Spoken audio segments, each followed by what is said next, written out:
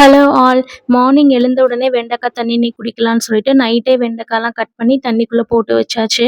Morning வந்து எழுந்தோனே அந்த தண்ணி மட்டும் குடிச்சாவே போதுமானது. அவ்ளோ ஹெல்தி உடம்புக்கு. இதோட டேஸ்ட் பத்தி யாராவது நெகட்டிவ் கமெண்ட் சொன்னாங்க அப்படின்னாக்கா, கண்டிப்பா நம்பவே நம்பாதீங்க.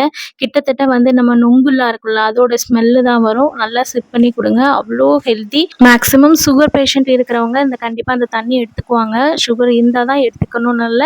நார்மலா நம்மளுமே எடுத்துக்கலாம். ரொம்ப நல்லது. மார்னிங் வந்து வாக்கிங் போயிருந்தோம். என்னைக்கும் இல்லாம பார்த்தீங்க அப்படின்னாக்கா, கடல் அலைகள் அவ்ளோ ஆக்ரோஷமா இருந்தது. ஸோ கடல் அலைகள கொஞ்ச நேரம் பக்கத்துல இருந்து பார்க்கலான்னு சொல்லிட்டு தான் போய் நின்டுட்டு பார்த்துட்டு இருந்தோம். இந்த ஓரத்துல பார்த்தீங்கன்னா, நெறைய செடிகள் வந்து குவிஞ்சு இருந்தது. இது என்ன செடிகள்னு தெரியல. அது கடல் அலைக்கு அடிச்சுட்டு வந்து அப்படியே வந்து கரையில நெறைய செடிகள் ஒதுங்கி இருந்தது. நாங்க கொஞ்ச நேரம் வந்து அலைகள்லாம் பார்த்துட்டு, கூடவே வந்து இந்த லான்ச்சுன்னு சொல்லுவாங்க இல்லையா? அது போயிட்டு இருந்துச்சு. அத வந்து பட்டுவுக்கு காமிச்சு குடுத்துட்டு, திரும்பவும் வந்து வாக்கிங் வந்து கன்டின்யூ பண்ணோம். மத்தியானம் லஞ்சுக்கு வந்து சிக்கன் கிரேவி வந்து சிம்பிளா செய்யலான்னு சொல்லிட்டு தான் ரெடி பண்ணியிருந்தேன்.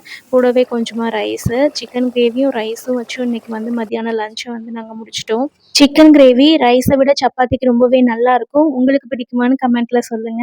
See you all in the next video.